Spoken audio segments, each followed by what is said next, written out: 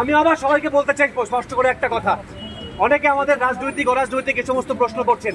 আমাদের এই মিছিল অরাজনৈতিক নয়, আমাদের এই মিছিল ধর্ষণের রাজনীতির বিরুদ্ধে। রাজনীতি হচ্ছে ওই রাজনীতি।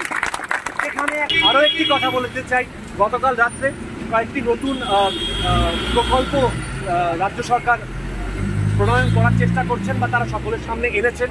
অত্যন্ত স্বাগত পদক্ষেপ, অত্যন্ত ওয়েলকাম পদক্ষেপ। কিন্তু সেখানে আমার একটা প্রশ্ন, সেই প্রশ্নটা হচ্ছে সেখানে একটি ক্লজ আছে, সেই ক্লজটাতে লেখা আছে মেয়েদের নাইট ডিউটি না দেওয়ার একটা প্রশ্ন আছে। এখানেই যদি আমরা চলে যাই তাহলে 14 তারিখ রাত দখল করার ডাক দিয়ে কি লাভ হলো? ঘটনা আমাদের কলকাতা শহরের মুখে ঘটতে পেরেছে, যে শহর আদারওয়াইজ সুরক্ষিত মহিলাদের জন্য বলে পরিচিত গোটা দেশের মধ্যে, সেখানে তার সম্মান আজকে ধুলোয় মিশিয়ে গেছে এরকম একটা ঘটনা ঘটার ফলে। সেই ঘটনা এমনি আমি ঘটেনি, তার পিছনে অনেক বড় বড় গাফিলতি আছে, বোঝাই যাচ্ছে। সেই গাফিলতির দায় এড়ানো যাবে না, সেই গাফিলতির দায় প্রশাসনকে নিতে হবে। দলমত নির্বিশেষে এই দাবি আমাদের করে যেতে হবে।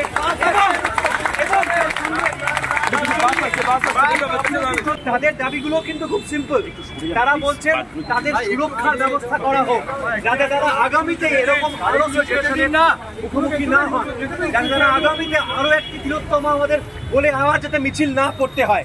সেটা আজকে এখানে কলকাতার আরজিকরের বুকে হোক, সেটা আজকে উত্তরপ্রদেশে হোক, সেটা মুজফফরনগরে হোক, সেটা উড়িষ্যায় হোক, সেটা দিল্লি গুরগাঁওতে হোক। হ্যাঁ, আমি আবার সবাইকে বলতে চাই স্পষ্ট করে একটা কথা। অনেকে আমাদের রাজনৈতিক অরাজনৈতিক এই সমস্ত প্রশ্ন করছেন। আমাদের এই মিছিল অরাজনৈতিক নয়, আমাদের এই মিছিল ধর্ষণের রাজনীতির বিরুদ্ধে। রাজনীতি হচ্ছে ওই রাজনীতি। এখানে একটা ছেলেদের পুরুষদের মানসিকতাকে নর্মালাইজ করা হয় যে ধর্ষণ করা যায়, সেইটার এগেনস্টে সিস্টেমিক চেঞ্জ করে তুলুন সকলে মিলে, হোয়াট অ্যাবাউটারি না করে।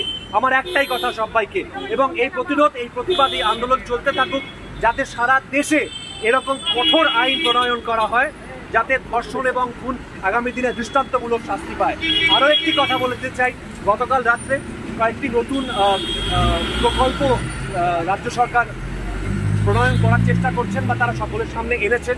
অত্যন্ত স্বাগত পদক্ষেপ, অত্যন্ত ওয়েলকাম পদক্ষেপ। কিন্তু সেখানে আমার একটা প্রশ্ন, সেই প্রশ্নটা হচ্ছে সেখানে একটি ক্লজ আছে, সেই ক্লজটাতে লেখা আছে মেয়েদের নাইট ডিউটি না দেওয়ার একটা প্রশ্ন আছে। এখানেই যদি আমরা চলে যাই তাহলে 14 তারিখ রাত দখল করার ডাক দিয়ে কি লাভ হলো? যদি আজকে রাত্রিবেলা ছেলে মেয়ে নির্বিশেষে যদি কাজ না করতে পারে, তাহলে আর লাভটা কি? যদি রাত্রিবেলা একটি মেয়ে, তাকে যদি এখনো আমরা যেতে বারণ করি, তার কাজ করার সুযোগ থেকে বঞ্চিত করছি, তার পুরো পোটেনশিয়াল থেকে এক্সপ্লয়েট করা থেকে তাকে বঞ্চিত করছি, তার অধিকার থেকে বঞ্চিত করছি। তাকে রাত্রিবেলা সুরক্ষা দেওয়ার দায়িত্ব কার? তার নিজের না, প্রশাসনের দায়িত্ব। যেখানে সে কাজ করবে সেই কর্তৃপক্ষের দায়িত্ব। আমি আবারও বলছি, সমস্ত রাজনীতি দূরে সরিয়ে রেখে, তথাকথিত রঙিন রাজনীতি দূরে সরিয়ে রেখে এই রাজনীতির বিরুদ্ধে কথা বলুন এবং এইগুলোর বিরুদ্ধে স্বর চড়াতে থাকুন, স্বর বজায় রাখুন। তবে একটা সিস্টেমিক চেঞ্জ হবে। এটা আমরা, তোমরা, ওরা, এই পশু এসবের ব্যাপার নয়, এটা একটা গোটা দেশে সিস্টেমিক চেঞ্জের ব্যাপার। এইগুলো আমরা ভালো করে বিশ্বাসটা করে সেটা নিয়ে এগিয়ে যাই। ধন্যবাদ, thank you.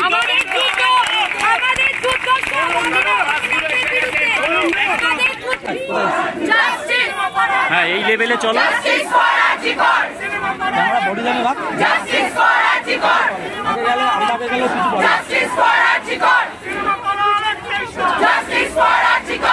Cinema for our red guy shot!